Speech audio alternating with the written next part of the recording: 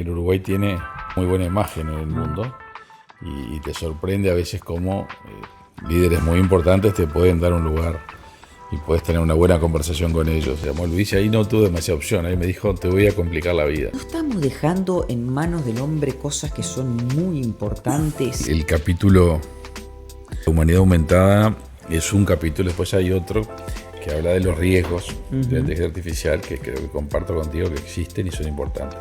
Trump. ¿Es o se hace? Es así el señor.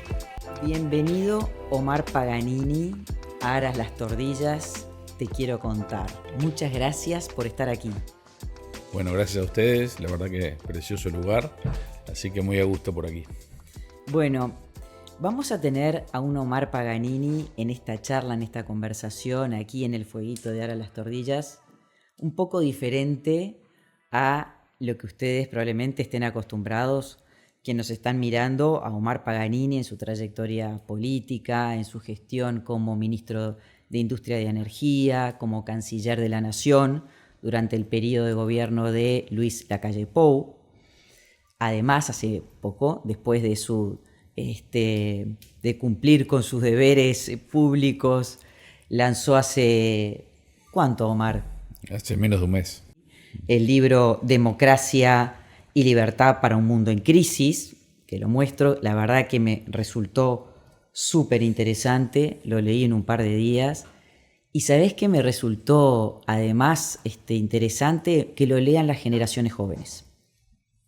Bueno, vos sabés que justamente el libro empezó con una inquietud más de lo que está pasando, pero me viene el impulso de ir yendo de los fundamentos, un poco pensando en eso también. Exactamente, porque si bien trata muy bien los que son los desafíos hacia futuro, parte de ciertas bases de cómo filosóficas de estructuración y organización de los estados, Montesquieu, Rousseau, que las generaciones jóvenes realmente no lo saben aplicar, y es muy entretenido en cómo se plantea y cómo eso evoluciona a lo que tenemos hoy, desafíos y cosas buenas, así como otras cosas que ya vamos a repasar un poquitito del libro, pero antes de eso me gustaría ir un poco más al Omar persona. Entonces, preguntarte, de los dos roles que desempeñaste durante el gobierno de Luis Lacalle, ¿cuál te gustó más? Si me permitís la palabra, ¿cuál te divirtió más? Bueno, a ver, cuando yo llegué al Ministerio de Industria era porque venía de ese tema, ¿no? Venía del tema de la energía, de la tecnología. Veníamos trabajando en los equipos técnicos durante años en esas cosas y obviamente no me hubiera imaginado nunca que iba a terminar en la Cancillería. Así que era lo natural, digamos. Pero cuando tuve la oportunidad de tomar la Cancillería, encontré un montón de cosas divertidas, como decís tú. Claro, a veces es un ministerio que se enfoca más en lo interno, tiene más impacto, porque la verdad es que las relaciones exteriores del Uruguay son complejas porque somos un país comparativamente pequeño, en un mundo donde las grandes potencias influyen mucho, los organismos internacionales uno es uno en 180 y pico, bueno, pero como entretenido es más entretenido. Sí, me supuse, además te da la sensación de que cómo estoy aquí yo, cómo vine a parar a este lugar, ¿no? En determinadas, yo qué sé, cumbres, etcétera, donde se codea uno con primeros ministros y presidentes y cosas que decís, y yo estoy acá. Me imagino que te debe haber pasado eso por la cabeza, ¿no? Y me pasó muchas veces. Tener al lado al primer ministro del Reino Unido, tener enfrente a, yo qué sé, el canciller de Rusia, en fin, cosas de esas, ¿no? Muy divertido, vamos a decir la verdad. Sí. Bueno, también es verdad que el Uruguay tiene una muy buena imagen en el mundo y te sorprende a veces cómo líderes muy importantes te pueden dar un lugar y puedes tener una buena conversación con ellos. O sea que tú sabes también que eso te sorprende un poco. A mí me ha sorprendido en mi fase empresarial, que como uruguaya yo siempre digo que somos como vikingos al mundo, ya me lo han escuchado decir, ¿no? Un país chiquito que larga sus barcos al mundo a conquistar cosas. Y siempre he sentido que el Uruguay tiene lo que yo llamo un sello de calidad. somos chicos, somos pocos, pero llevamos un sello de calidad por el hecho de ser uruguayos y que nos hablan y nos dan una oportunidad con una seriedad que muchas veces nos sorprende en países y en mercados que son inmensamente más grandes o más ricos o más potencias que nosotros. Es así. Es totalmente así. También es verdad que hay que relativizar un poco que somos tan chicos. En kilómetros cuadrados no somos tan chicos, somos comparables con muchos países europeos o incluso más grandes, parecidos a Alemania de tamaño, para darles una idea de algo que sorprende. Un poco más chicos, pero parecidos. La verdad que sorprende. Por supuesto con muchísima menos gente, digamos, ¿no? Sí. Pero después Finlandia tiene 5 millones de habitantes, o sea, no somos tan chicos respecto a algunos países europeos. En América sí, en América son todos países enormes al lado de Uruguay. Omar, contame, una de las cosas que más me pregunté, pensando en la charla nuestra de hoy, es, viste que uno se acuerda dónde estaba en lugares importantes, en situaciones, en momentos importantes, ¿no? Sí. Entonces, bueno, la típica pregunta es ¿dónde estabas cuando pasó lo de las Torres Gemelas? Estoy seguro que todos nosotros nos acordamos dónde estábamos. ¿Dónde estabas tú cuando recibiste un llamado o cuando hablaste con Luis? ¿En qué situación hasta personal y física, en qué lugar? ¿Te acordás de eso? Sí, me acuerdo. Sí. De las 2 veces me acuerdo. A ver. En realidad la primera vez yo estaba trabajando en la Universidad Católica en aquel momento y creo que estaba yendo desde hacer gimnasia a la oficina. Y me llama no Luis, sino Pablo da Silveira. Que como suele pasar, sí. viene el tanteo primero. El tanteo para que, claro. Y me dijo, mirá que puede pasar esto. Y en realidad Luis me llamó de tarde, estaba, me acuerdo bien, caminando por el corredor adentro del edificio antiguo de la universidad. Y me dijo, venite que vamos a conversar. Esa fue la primera vez, lo tengo grabado.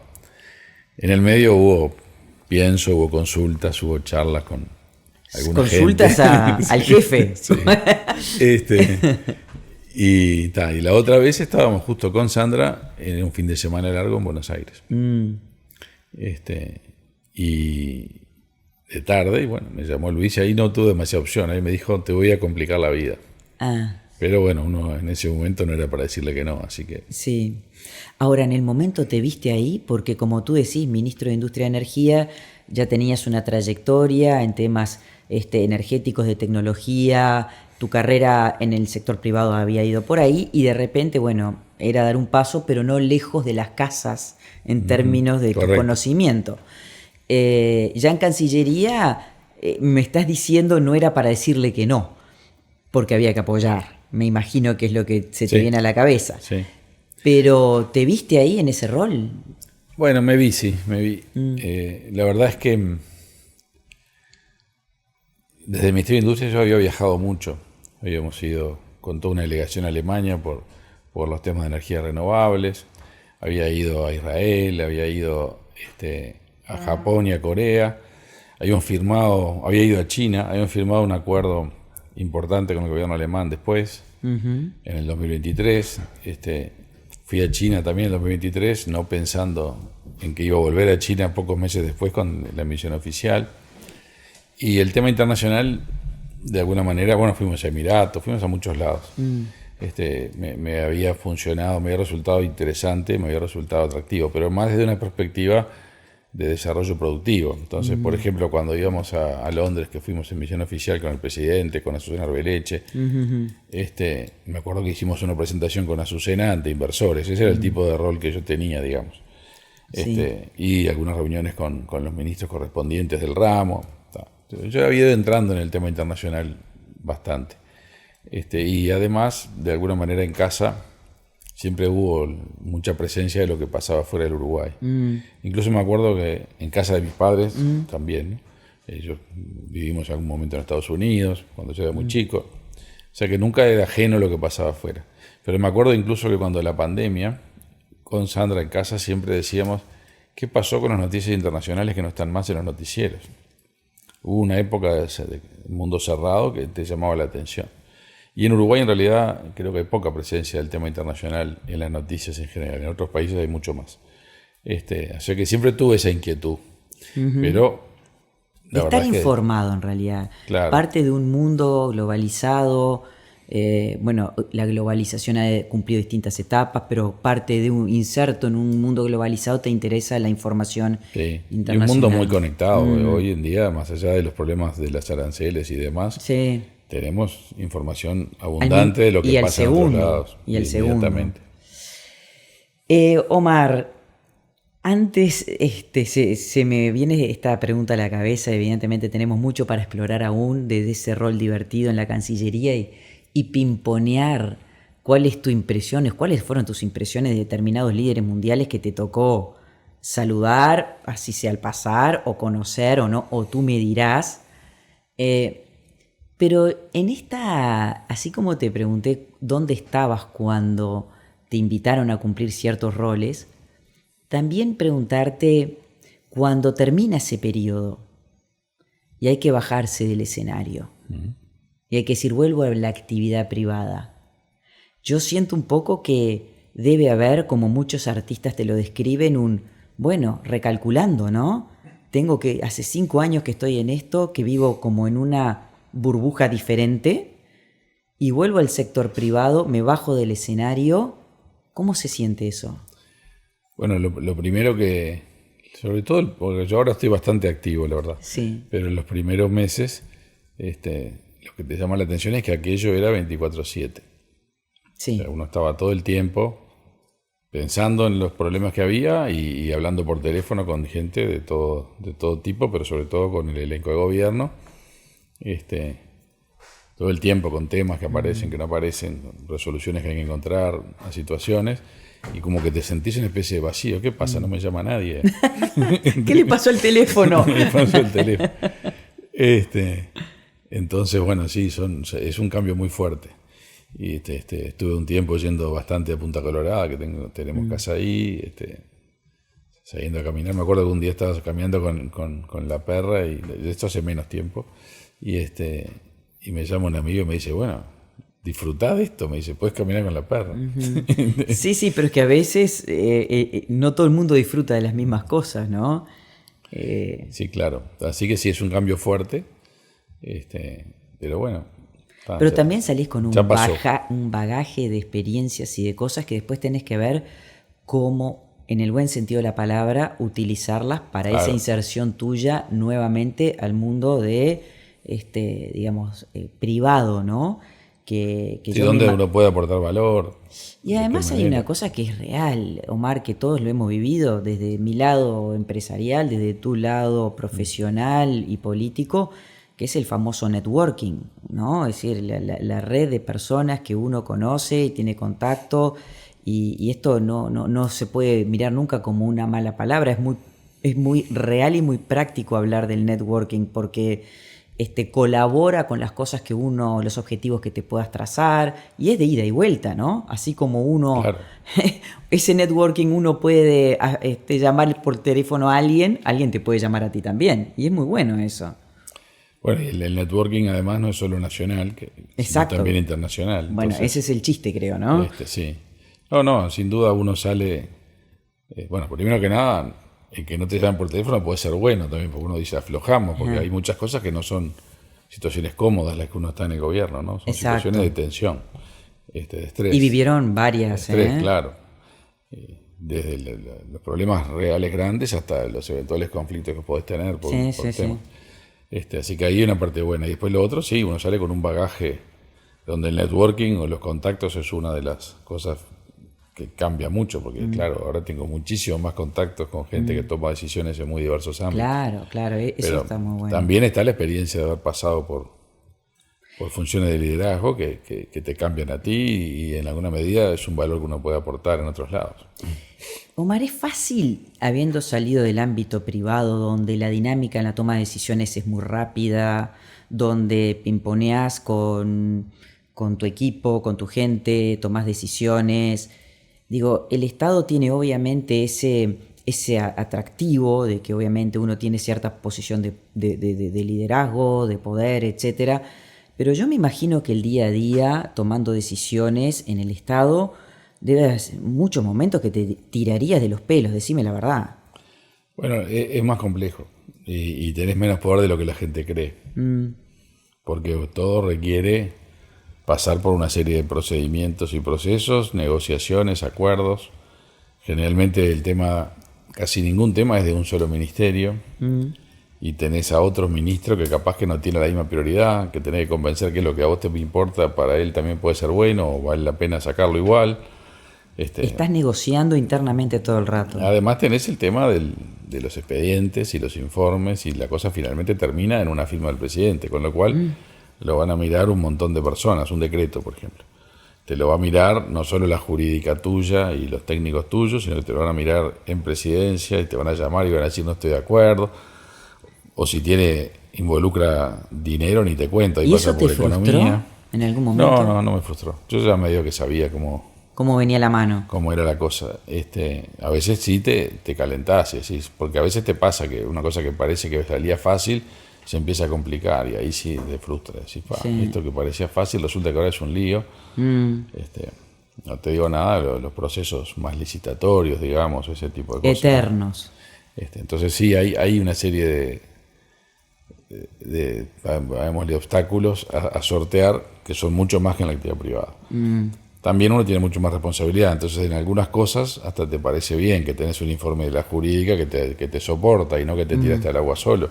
Claro. Pero eso demora porque los abogados capaz que no están de acuerdo con lo que tú dijiste y empiezan... O sea, los servicios técnicos tienen bastante influencia en la gestión, digamos. Sí, y no solamente por la cultura te preguntaba yo, porque viste que todos siempre pretendemos o aspiramos que los mejores equipos estén en los gobiernos y con la mayor experiencia, etcétera, pero culturalmente hay una adaptación para hacer y también económicamente muchas veces sucede de que es muy difícil atraer gente del sector privado que económicamente le va muy bien para ir quizás a salarios del sector público que podés tener visibilidad, liderazgo y parecer muy lindo, pero que a la hora de la verdad llevas menos plata a tu casa. Sí, bastante menos. La verdad es que ahí hay un problema. ¿Y ahí qué dijo Sandra, la jefa? Bueno, preguntale. No, ahí hay un problema importante, que es que en realidad los cargos los altos cargos en el Estado se pagan mucho menos que los altos cargos en la actividad privada. Y si uno se pone a mirar, la responsabilidad capaz que es mucho más y la exposición es mucho más. Sí, porque exacto. A uno lo están criticando y el CEO de Monte del Plata mucha gente no sabe quién es. Exacto. Por poner un ejemplo de mi amigo Diego. Sí, lo conozco. Entonces, como que de repente la responsabilidad es más, la exposición es mucho más y sin embargo salarialmente es mucho menos. Y nosotros lo vivimos cuando armábamos el gobierno. Me acuerdo que con Azucena y con Diego Labat teníamos una planilla en la cual teníamos los principales puestos en los organismos, las empresas del Estado y cosas por el estilo, los bancos, tratando de conseguir armar el equipo con buenos técnicos también, no solo con gente del sistema político, que está bien que esté, pero hay que combinar, y la dificultad muy grande de convencer gente para que tome la responsabilidad. Y sí, al final del día ese es un tema importante para la vida de la gente, ¿no? Estaba mirando lo que fue el G20 en Río de Janeiro en el 2024. Entonces miraba quiénes habían estado, donde fuiste tú no solamente como canciller, sino representando al Uruguay. Al Uruguay, sí. Con líderes muy importantes del mundo, ¿no? Y acá, bueno, más allá del anfitrión, Lula da Silva, Milei, Giorgia Meloni, Macron, estaba Pedro Sánchez también. Y bueno, preguntarte algunas impresiones, ¿no? Como si tú estuvieras hablando acá, no sé, en el living de tu casa, con Sandra, con tus hijos, y que te dicen, bueno, ¿y qué tal era realmente? ¿Cómo te cayó Lula? ¿Cómo te cayó? ¿Qué tipo es Lula? Bueno, Lula es bastante parecido como uno lo ve en la televisión. Es una persona bastante campechana, simpática, en cierta medida, con los uruguayos, los brasileños siempre son afables y amables. Y además yo ya lo conocía. Quieren mucho. Yo ya lo conocía a Lula, conocía al canciller Mauro Vieira, a sus asesores, los habíamos visto muchas veces por el Mercosur. Así que ahí, bueno, uno llega al G20 muy impresionante porque tenés un camino y al final del camino está Lula y te saluda. Ahí se llega como es en Brasil, uno llega como más distendido, digamos. Después pasas a la sala donde están todos los pesos pesados, Modi de India, Giorgia Meloni estaba Milei, como tú dijiste, estaba Petro, había presidentes de América unos cuantos y también de todo el mundo, ¿no? Estaban los emiratíes. No sé si es así o no, pero leí que estaba como invitado Pedro Sánchez, que hoy por hoy la está pasando bastante mal, ¿no? Estaba Pedro Sánchez, pero no me dio más que para decirle mucho gusto, digamos. Tenés cuidado. Sí conozco mucho al canciller Álvarez, que es el canciller de España, que habíamos estado con él muchas veces.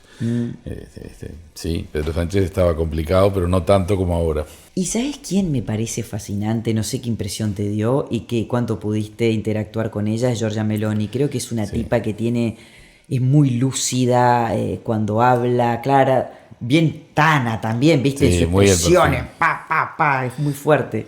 Yo conversé con ella en una reunión que hubo en Suiza por Ucrania. Ajá. Un ratito y la pude saludar nomás en el G20. Es como tú decís, es chiquita de tamaño. Sí. Y una gran personalidad y habla con mucha contundencia, paf, así. ¿Y es una mujer a la cual te parece a ti que pueda tener cierto liderazgo en Europa o no lo ves? Sí, yo creo que sí, además creo que ha sorprendido bastante porque ella llegó desde la derecha, pero es europeísta, a diferencia de Le Pen, digamos, o de Vox, o de los partidos de derecha europeos, de lo que a veces llaman la ultraderecha. Ella está mucho más al centro, digamos, y las posiciones que ha tenido han sido muy inteligentes, porque se lleva bien con Trump, pero ha defendido a Europa, digamos. Sí, en todo el tema arancelario ahora es como que ella fue europeísta, no se cortó. Y también con Ucrania y demás. Sí, ella verdad. tiene una posición propia fuerte. 2x3 le pasa un trapito a los franceses, que se ve que hay una rivalidad. Hay una pica ahí muy divertida. Mira que yo consumo muchas de esas noticias y cuando habla de la inmigración... Claro. ¿No? Lo que pasa es que ahí tiene un punto muy importante ella, que es toda la problemática de la inmigración desde África a Europa, que es enorme. Europa tiene un poco la culpa. Totalmente. Porque la colonización europea de Europa fue brutal, extractiva, o sea, fue para sacar cosas. Y después, cuando el mundo empezó a desarrollarse después de la guerra, en el comercio y demás, a África le cerraron las puertas. Entonces se quejan de que se le vienen los africanos, pero no les compran los productos a los africanos que podrían abrir, digamos, un camino al bienestar a los propios países africanos. Por otro lado, Francia tiene toda la cuestión esta del señoriaje, porque le emite la moneda a muchos de sus países y de alguna manera les cobra un porcentaje. Entonces eso es lo que Meloni critica fuertemente, porque ella tiene una política con la inmigración bastante dura y lo critican los franceses y dicen, bueno, pero ustedes me critican, pero el problema lo armaron ustedes, está diciendo. Sí, escuché en algunas cosas que salen en redes y me parece que no tiene pelos en la lengua, ¿no? No tiene. No. Absolutamente. Y ahora te voy a preguntar, no sé qué tanto pudiste interactuar con él, un personaje controvertido que es nuestro vecino Milei, que está haciendo una gran transformación en la Argentina, que nadie puede mantenerse imparcial frente a lo que hace. Y ahora emito yo una opinión personal antes de preguntar la tuya. Yo creo que si no hubiera dado Argentina con alguien con la personalidad de Milei, cada cual tome sus conclusiones, difícilmente se habrían tomado las decisiones que se tomaron, porque son súper radicales de alguien que tiene que ser de alguna manera muy particular para hacerlo. Bueno, lo que es cierto es que no daba para más. No daba para más. El manejo económico del kirchnerismo dejó a la Argentina recontra refundida. Y sobre todo, además, en el último año, el carnaval electoral de masa, digamos, ¿no? No, fue donde emitieron pesos como locos para poder repartir.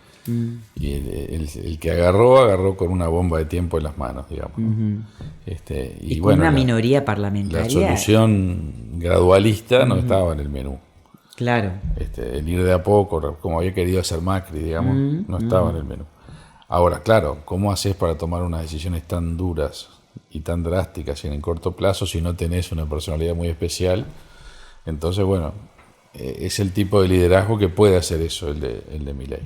Después, de mediano plazo, podemos discutir otro tipo de, digamos, de desafíos que puede tener una personalidad así para manejarse en una política compleja, porque ahora de lo que se trata es de armar una fuerza política con fuerza presencia parlamentaria, ganar elecciones en todos lados.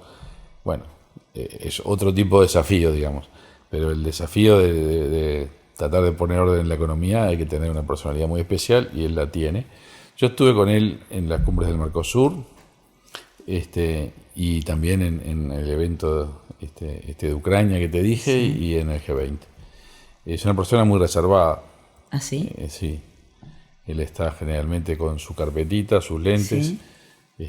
Y su grupo más íntimo, que todos sabemos quiénes son, la hermana, Santiago Caputo. Sí. Las veces que lo vi, estuvo también con... El triángulo de hierro que le dice. Sí, estaba también el equipo económico, que es un equipo económico muy solvente que tiene. Sí, Toto Caputo. Caputo, Kirno, que es el secretario de Finanzas, y estaba Perheim. En el G20 me acuerdo que en el hotel estábamos en el mismo hotel, así que de noche teníamos para conversar. Y él no estaba con el grupo, él ahí se retiraba a sus aposentos. O sea, él no es una persona que le guste mucho la conversación informal.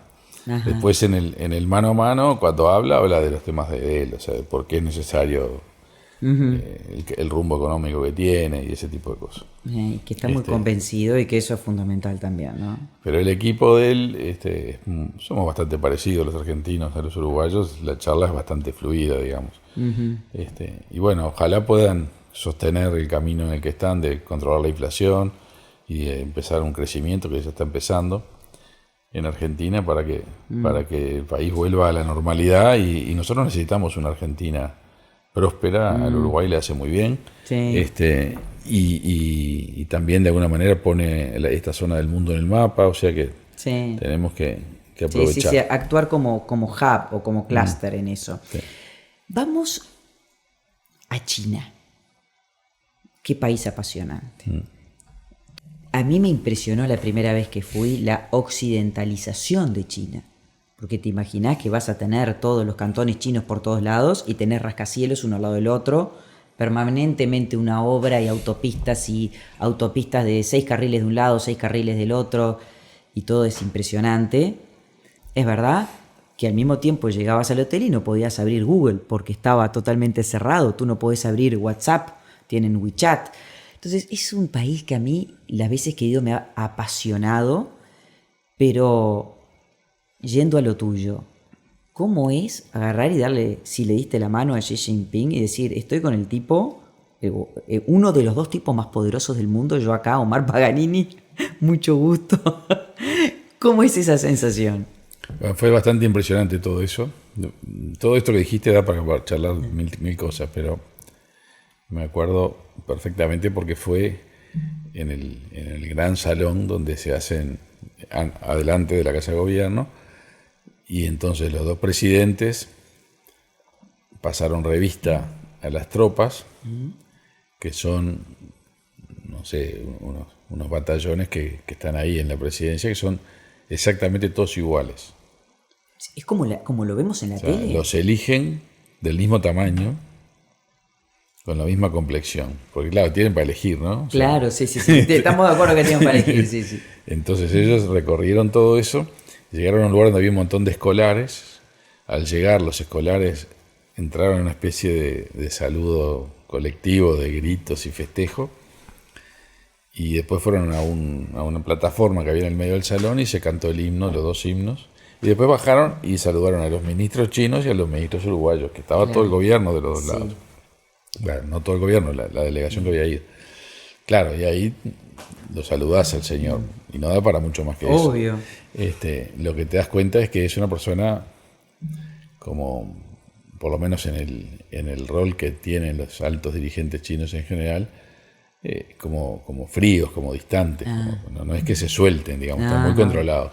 No está en la cultura de que no China es el soltarse mucho tampoco. No es el caso de la calle Pou, digamos. Entonces, no, estamos de acuerdo. Entonces estábamos ahí muy formal todo, muy estructurado. Pero después tuvimos que ir esto es un tema divertido, tuvimos que ir a firmar los 22 acuerdos que teníamos. Entonces había habido un pequeño ensayo de cómo se firmaban los acuerdos, porque había una mesa donde se sentaban los ministros que firmaban y atrás estaban los dos presidentes. Entonces lo que había que hacer era saludar a los dos presidentes inclinando la cabeza, sentarse en la mesa, firmar y volver al lugar. Pero claro, te volvían a llamar porque el canciller firmó varios de esos acuerdos y la ministra de Industria firmó varios y el ministro de Ganadería firmó un montón.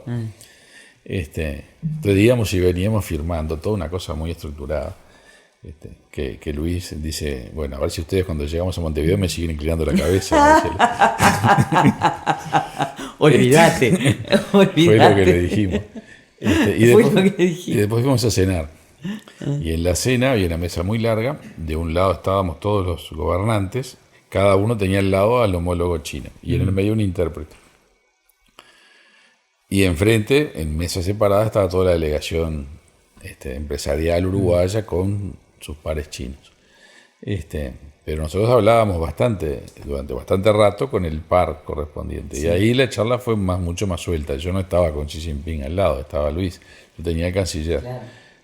Pero por lo que vi fue bastante animado del lado de ellos y yo con el canciller pude conversar bastante también.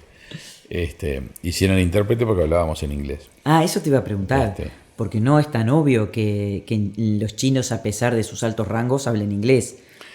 Los más jóvenes que a veces se educan en universidades, van a California, a Inglaterra mucho, ahí aprenden otro idioma. Con los altos dirigentes lo que te pasa es que en las reuniones formales no hablan inglés por definición protocolar. Claro, bueno, y ahí tenés que hablar español tú, chino habla él, hay un intérprete y es muy largo todo, porque lo que dice uno lo traduce en lo que dice el otro. Pero acá en la cena el intérprete estaba para ayudar y algunos de los ministros obviamente lo usaron. Pero este canciller, que era un diplomático de carrera, hablaba inglés y yo también, así que pudimos hablar. Y por lo que vi, Luis y Xi Jinping también cruzaron unas cuantas palabras en inglés. No sé si todo el tiempo tenían el intérprete también. Y al lado mío estaba Azucena con el de finanzas y también hablaron. O sea que esa fue una parte más distendida y uno podía entender un poco más cómo piensan ellos dentro del modelo de pensamiento estándar que es muy el largo plazo, muy la estabilidad. El discurso de la estabilidad y de la armonía y de la cooperación entre los países es muy fuerte. Y claro, te llama la atención porque vos sos 3,5 millones, ellos son 1.500 millones, y te hablan en esos momentos, diplomáticamente se habla de igual a igual. Entonces, sí, y te dan ese lugar, Es impresionante. A mí me ha pasado mucho con China y con Brasil, de que te dan ese lugar de igual a igual que sorprende. Uno no sabe si es por educación o respeto o que realmente se lo creen, pero es muy bienvenido por cuando lo sentís. Una cosa, Omar, más como vos pensador o tu reflexión, yo me lo he preguntado cuando he ido a China, que no es una democracia.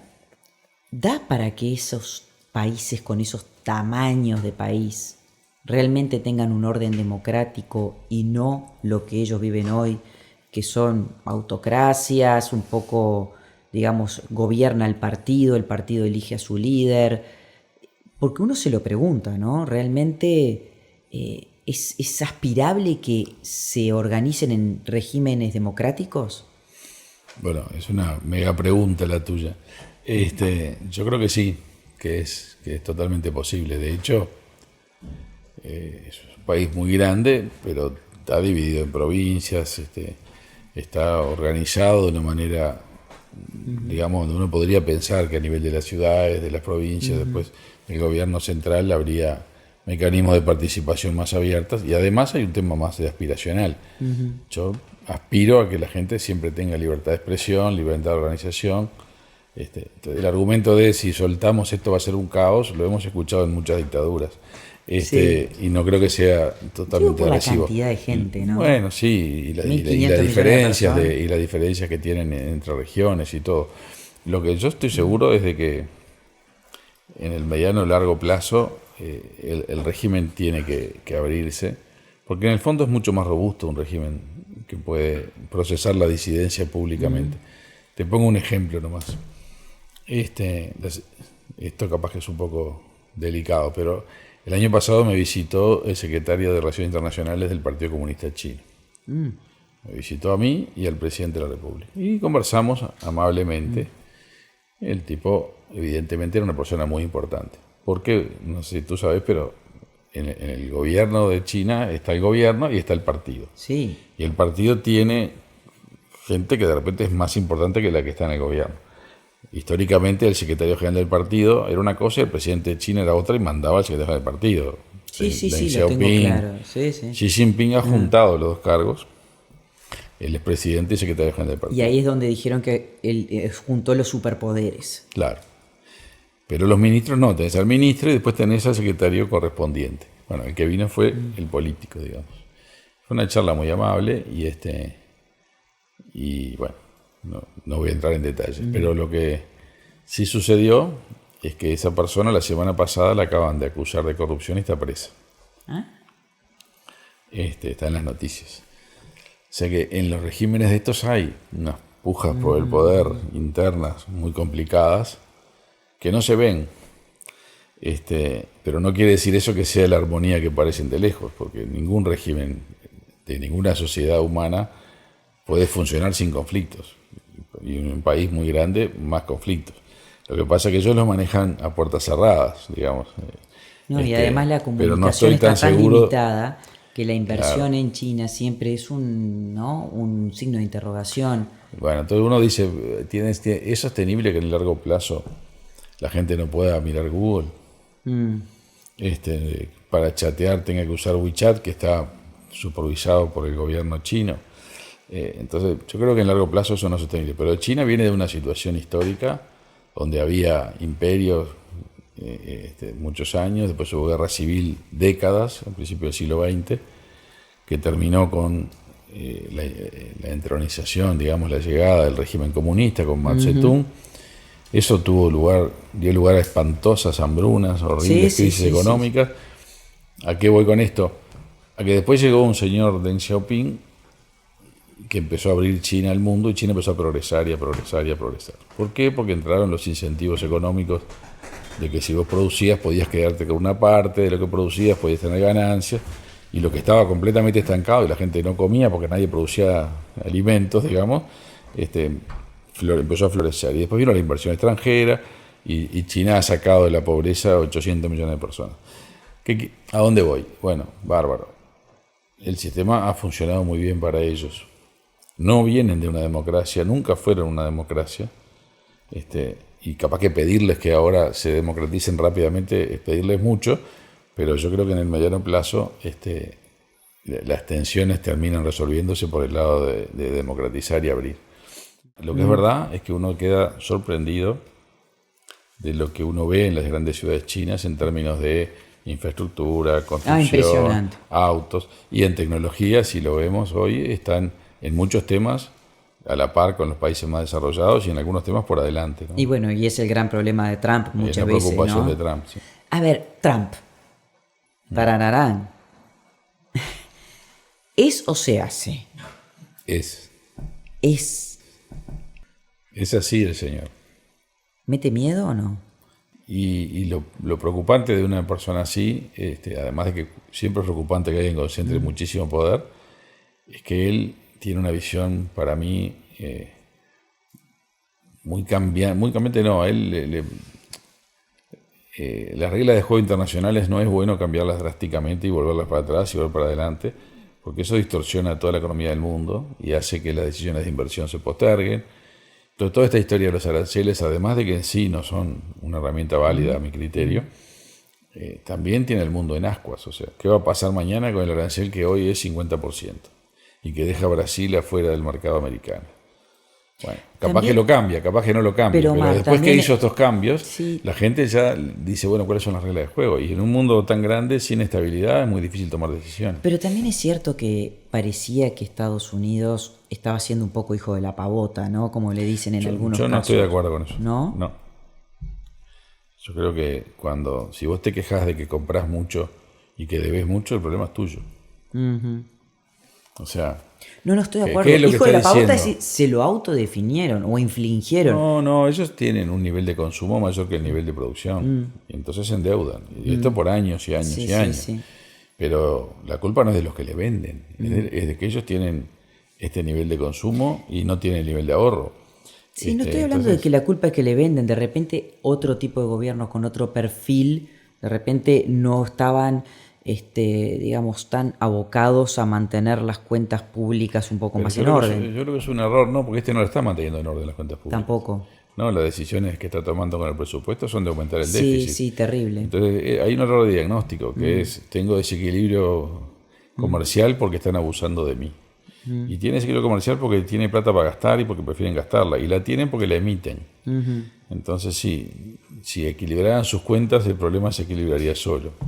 Después está el otro problema que puede ser más preocupante, lo puedo entender, que es el tema de la discusión sobre el liderazgo tecnológico y demás, donde pueden decir, bueno, determinadas tecnologías no quiero que todo el mundo las tenga. Es una discusión más de estrategia de seguridad nacional y de largo plazo. Pero esta cuestión de que porque me compran mucho me están abusando de mí es un error, porque me venden mucho. Sí. Otra cosa distinta es el tema de la protección militar de la OTAN a Europa. Sí. Estados Unidos armó un mundo donde ellos se ocupaban de la seguridad de Europa después de la Segunda Guerra Mundial. Y tenía mucho fundamento que eso pasara así. Porque, entre otras cosas, Alemania no podía tener ejército, etc. Pero claro, puede con todo derecho decir ahora, bueno, pero resulta que ustedes no ponen un mango. Pero parece que tiene razón. En eso parece tener razón, y yo creo que le va a hacer bien a Europa también tener que tener su propia capacidad de defensa. Sí. Pero ese argumento capaz que para eso puede valer un poco.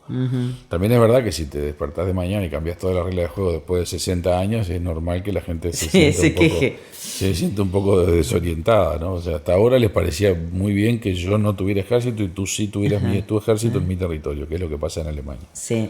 Ahora te parece muy mal, pero era tu política, ¿no? Sí. Omar, algo que mencionás en tu libro con respecto a la humanidad aumentada, ¿no? Es un poco algo que viene de la inteligencia artificial, la neurociencia, biotecnología. Y uno lee, y yo lo leí con atención, tu opinión, tu reflexión con respecto a esto, me hizo acordar un poco, a pesar de que propones también cómo limitar este riesgo, digamos, diversificando un poco los datos en distintas bases de datos de nubes, etc. Quienes tienen que hacer eso somos los hombres y somos imperfectos y hemos mostrado que no somos muy buenos sustentabilizando nuestras vidas y nuestro planeta. ¿Sabes qué se me vino a la cabeza siendo algo así? Vuelvo a comentarte charla de amigos. Vi no hace tanto la serie de Cambiaso con respecto al polo y la clonación de los caballos, ¿no? Esta de la humanidad aumentada a través de la inteligencia artificial, la realidad de que a través de ciertas, digamos, instrumentos o cosas se pueda hacer una clonación de caballos idénticos, como fue en el caso de Cambiaso de la Cuartetera, su mejor yegua. ¿No estamos dejando en manos del hombre cosas que son muy importantes? Sí, me da miedo porque no hemos sido buenos, porque somos imperfectos, hacernos o ocupar un poco, intentar ocupar el lugar de Dios. ¿Qué opinas tú de eso? A ver, creo que el capítulo de la humanidad aumentada es un capítulo. Después hay otro que habla de los riesgos de la inteligencia artificial, que creo que comparto contigo que existen y son importantes. No creo que podamos frenar estas cosas. Tú decís, no deben, el hombre no está queriendo ocupar el lugar de Dios. Bueno, pero ¿cómo hacemos para que eso no pase? Eso va a seguir pasando. ¿Por qué? Porque estas herramientas son muy potentes. Permiten hacer cosas impensadas para hace 5 años o hace 10. Entre otras cosas, si uno integra lo que es la inteligencia artificial con, por ejemplo, para una persona que tiene un problema de movilidad con un brazo robótico además, o algo por el estilo, uno puede superar problemas muy graves de las personas o incluso daños a nivel de la visión o lo que fuera. Entonces, pretender que eso no pase es muy difícil. pretender que no pase, que con la información genética que hay se construya mucho más conocimiento de cómo tratar ciertas enfermedades, bueno, eso es muy positivo y se va a hacer. Pero claro, estas cosas vienen con un precio. Cuando uno sale de tener la pala para hacer pozos y pasa a tener la retroexcavadora, la retroexcavadora puede derrumbarle la casa por error y la pala no. Bueno, acá pasa un poco lo mismo, o sea, hay un desafío grande de que estas cosas no sean usadas para mal, y siempre un poco pueden ser usadas para mal. O puede pasar que ni siquiera uno sabe bien qué es lo que está pasando y puede terminar siendo manipulado. Sí. Eso es un poco los riesgos. Yo creo que los riesgos son reales. No tengo la solución de esos riesgos. Creo que la propia tecnología puede dar herramientas para controlar algunos. Por ejemplo, el tema del deepfake, que creo que es uno de los temas más importantes. Sí. Mañana tú tomás todo esto que están filmando los muchachos y me haces decir todo lo contrario. Prometemos que no, que nos vamos a portar bien. Y la gente puede creerlo, digamos. Sí. Entonces, al final, ¿qué es la verdad si todo puede ser distorsionado tanto? Bueno, puede haber, y están empezando a haber herramientas de inteligencia artificial que saben distinguir si la imagen o el audio fue manipulado, por ejemplo. Ese tipo de cosas también va a haber que tomarlas en cuenta como algo importante, o mecanismos de certificación. Y ahí vienen todos los desafíos nuevos para el periodismo, que es fuentes que uno dice son confiables, porque muchísimas cosas que uno ve no van a ser confiables. Cuando la gente se dé cuenta que la mayoría de las cosas no son confiables, el problema también disminuye. Porque a medida que no creo en lo que estoy viendo, bueno, el problema es en qué creo. Entonces, para generar una nueva cosa en la que creo, tengo que tener mecanismos o de certificación tecnológica o de certificación porque alguien que es confiable te dice que es confiable. Vamos a ir en todo un proceso para eso, que va a generar todo tipo de problemas en la política, en los medios. Sí, yo creo que antes de... Pero creo que vamos a llegar a poder aprender a manejar los deepfake, no sin costos. Y así sucesivamente con otras cosas. Sí, y un poco para concluir este tema, ¿no? A mí me hacía acordar, y llevando una reflexión un poco casera, cuando el mundo se empezó a armar en términos nucleares, ¿no? La energía nuclear, la necesidad de tener energía nuclear para sustituir a otros potenciales déficits. Entonces era importante y todos tuvieron de alguna manera la bandera verde para empezar a hacerlo. Resulta que luego de después hubo que frenar. Y después hubo que frenar y después pasó a ser una amenaza porque lo tengo para lo bueno pero también lo tengo para lo malo. Entonces, ¿dónde tiene y quién tiene la bomba nuclear y dónde? Me da un poco la sensación de que estas grandes nubes de datos y que andan por ahí pueden ser utilizados para mucho bien, como tú decís, pero el día de mañana podemos tener también mucha concentración, porque no creo que le salgan tantos competidores de la noche a la mañana a Google, a Meta, etcétera, como para tener sus propias nubes de datos y ahí decir quién tiene la nube que me puede afectar más la vida o no. Creo que es algo que nos debemos de entenderlo mejor a dónde nos puede llevar, ¿no?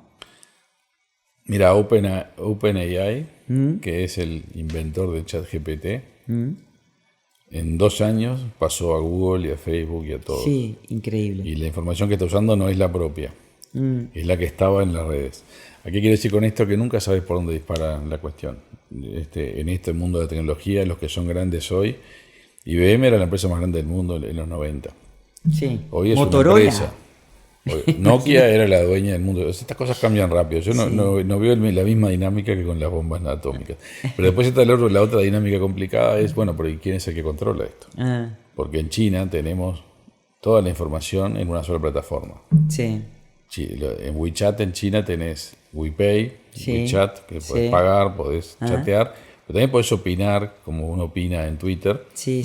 Tenés todo en uno. O podés hacer redes sociales con tus amigos, como puede ser Facebook. Todo junto en una sola plataforma.